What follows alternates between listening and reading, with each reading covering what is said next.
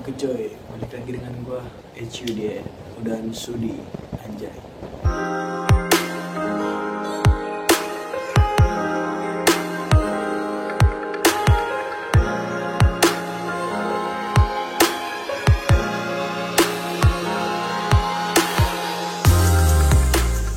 Oke cuy, jadi di masa pandemi ini ya, banyak orang yang di PHK, dirumahkan, contohnya gue. Jadi banyak orang yang nganggur cuy. Nah, banyak orang yang nganggur ini pasti nanti banyak orang yang butuh kerjaan. Jadi pasti banyak juga lowongan-lowongan yang buka gitu untuk nyari karyawan. Nah, pasti juga ada yang bisa dibilang curi kesempatan dalam kesempitan anjay. Pokoknya pasti ada aja lah orang yang mau niatnya nipu gitu ya kan. Contohnya gue ini ditipu, bukan gue yang nipu aja. Jadi di video kali ini gue mau sharing pengalaman gue kemarin ngelamar kerjaan, terus juga ngasih tips ke lo semua kalau lo kayak gue kemarin posisinya. Maksudnya gimana tuh? Maksudnya lo ada di posisi interview tapi itu orang nipu gitu. Gue bakal kasih tahu, tapi lihat dulu vlog gue waktu selesai interview ini. Oke, nih. Oke, jadi gue mau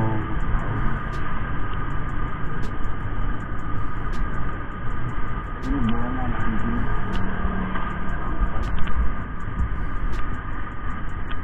Gila gede banget sih anjing, tuh kompas kira udah kaki kabur lagi. Aduh, jadi ini tempatnya samping Paninda. Gue udah dulu ya. Jadi gue mau cerita nih.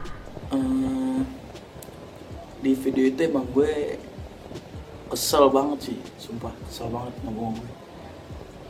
Ya maksudnya gue keselnya itu kenapa ya? Emang sih gue nggak dirugiin, maksudnya gue juga nggak ngasih dia duit atau apa. Tapi gue rugi waktu cuy.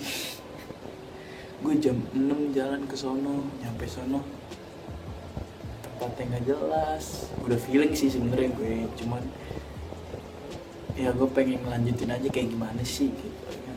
Sebenarnya dari pas gue dapet panggilan juga gue udah dalam hati udah ngomong, wah kayaknya bohongan nih, cuman udah deh buat pengalaman ya kan. Oke, jadi gue langsung ceritain dulu ya dari awal gitu. Awalnya gue dapet info lowongan dari Instagram. Nah, kayak gini di sini nih. Nah, dari Instagram disuruh lah tuh ngirim data diri, formulir lah lewat WA. Ya udah gue kirim. Nggak lama sorenya kalau nggak salah deh, dapet lah panggilan. Kayak gini panggilannya. Dapat panggilan,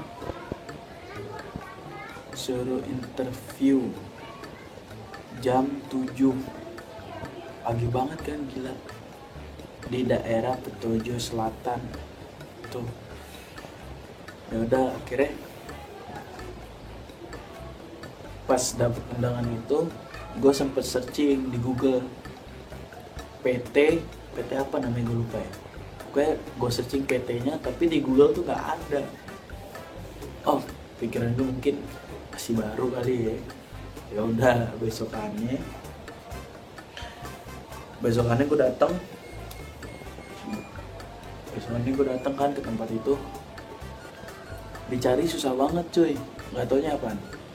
Kayak apa tempatnya, kayak ruko yang udah lama nggak ditempatin ya kan, cuman dijual. Tempatnya tuh mulai aneh tuh pas gue baru nyampe ya kan. Gue udah feeling tuh, ini bohongan yang paling nih. Cuman ya udah gue lanjutin lagi. Gue ke security, ngomong bla bla bla bla bla bla, mau ketemu ibu ini. Ya udah langsung naik lantai 1. Nah, lantai 1 itu resepsionis cuy. Resepsionis dari situ juga gimana ya, kayak aneh aja gitu sih. Masa lo di dalam ini lo PT nih, bangunannya kayak ruko terbengkalai ya kan, nggak ada pajangan sama sekali, tembok juga polos banget, gerah gerah sumpah. Akhirnya gue jadi resepsionis, ngisi nama, nomor telepon, terus kepentingannya apaan gue isi itu kan, ya layaknya kayak interview biasa lah ya kan. Yang jaga cowok. Akhirnya CV disuruh kumpulin, harus dikumpulin, dikasih ke lantai 2. Nah kita nunggu di resepsionis lantai 1 tuh. Oh ya by the way gue lupa ngasih tahu nih, sebelumnya pas di bawah tadi pas di security gue ketemu orang namanya itu Deden. Jadi gue ngobrol lah sama dia kan. Nah itu pas di resepsionis kan gue duduk berdua tuh samping-sampingan. Kata si Deden ini, dan itu dia belum tahu nama gue. Coba deh lu cari PT-nya di Google. Ya udah gue cari lagi kan di Google, gak ada. Terus kata si Deden ini, ntar kalau di atas dimintain duit jangan mau. Terus gue bilang, iya gue tahu.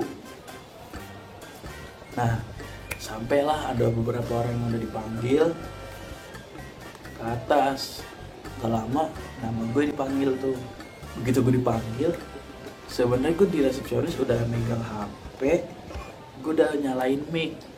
Jadi niatnya gue pas di atas itu gue udah tinggal record mic gitu ya kan. Tapi pas gue naik ke atas, ternyata di tangga ada yang jagain cuy. Jadi di situ posisi tuh nggak boleh main HP. Ya udahlah gue nggak jadi gue nge-record suara. Ya minimal ada suara kan, ada bukti gitu ya kan. Ini gue lupa cuy. Akhirnya yaudah gue naik lah ke ruangan itu. Terus nama Hudan, oke silakan masuk. Nah jadi itu di ruangan yang namanya HRD interview itu kan 4 mata gitu ya kan. Ini kagak cuy. Jadi satu ruangan ini ada kalau nggak salah 4 atau 5 meja gitu, 4 sih kayaknya. Masing-masing tuh yang interview gitu. Cuman ada beberapa yang interview tuh 2 orang, ngerti nggak? Jadi kayak kalau gue kan sendiri nih, nah ini ada orang yang sama temennya ada 2 gitu. Jadi pas interview itu gue duduk kan, disuruh duduk. Ya biasalah ngobrol ya kan, nanya nama, terus pengalaman kerja, terus kamu minatnya di bagian apa ya kan, gitu. Nah terus dia mulai menjelaskan tentang perusahaannya. Dia bilang perusahaan ini masih baru, terus juga nggak ada outsourcing gitu-gitu, jadi nggak ada nggak ada yayasan gitulah. Nah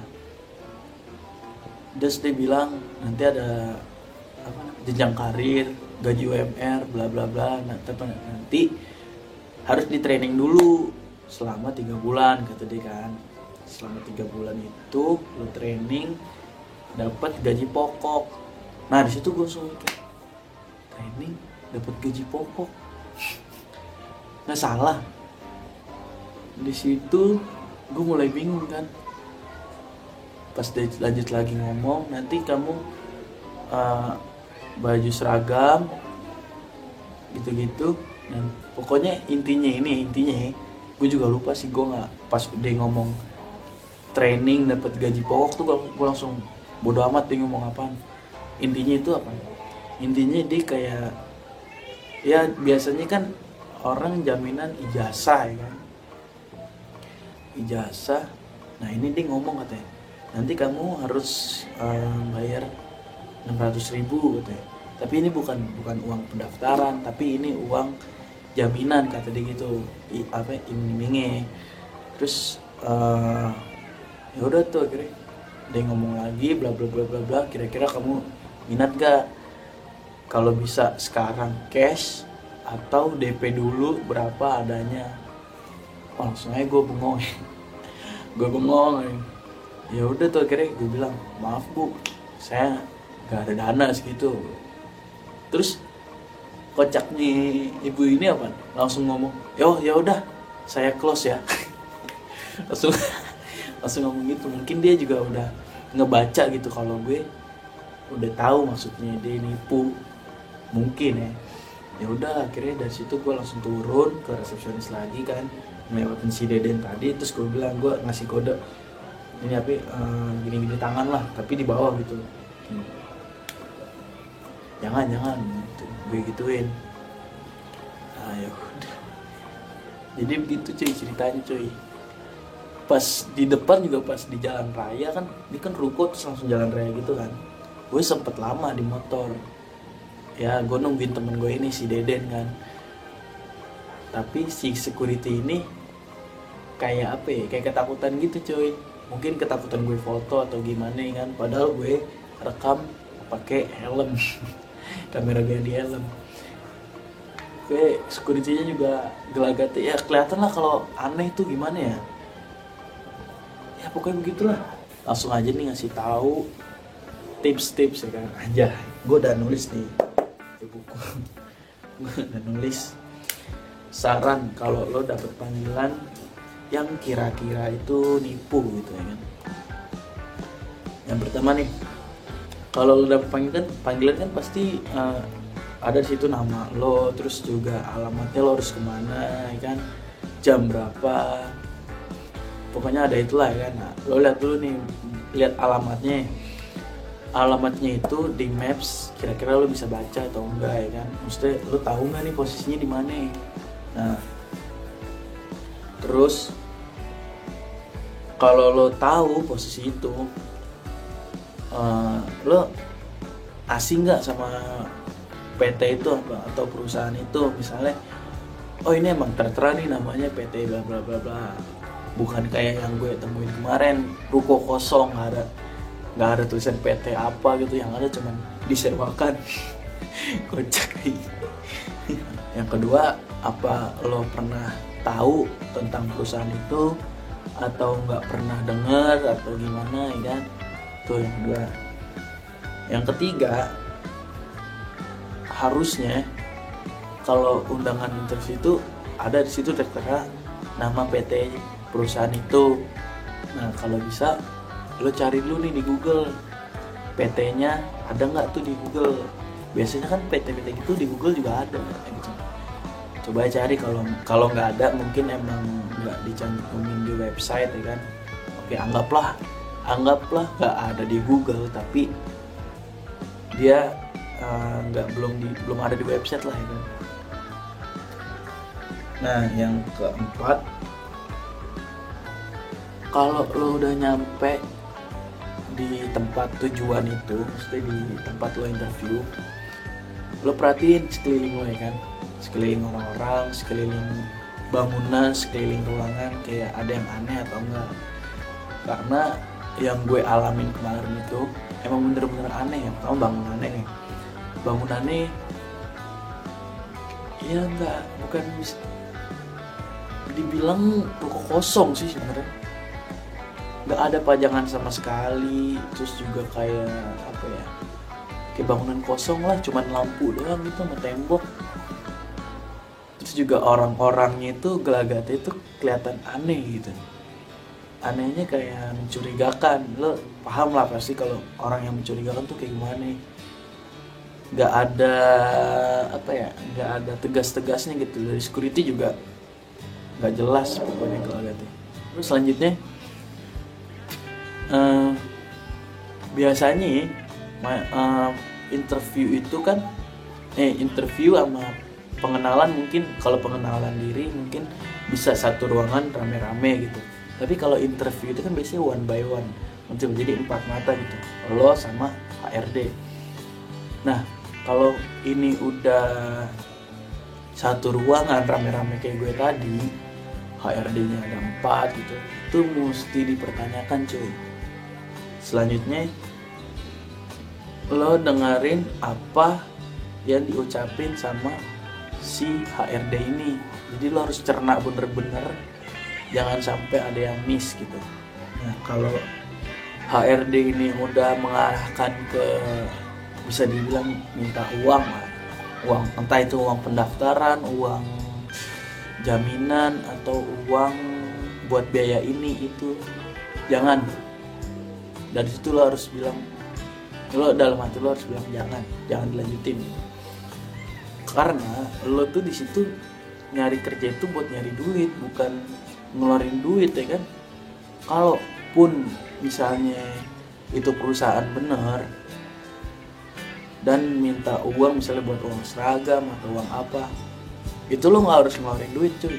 Lo coba aja bilang, maaf pak atau bu ya kan, boleh nggak uang jaminannya itu dipotong dari gaji saya, paham gak? Jadi lo nggak ngeluarin duit gitu kalau emang bener-bener ya, bener-bener perusahaan yang bener gitu.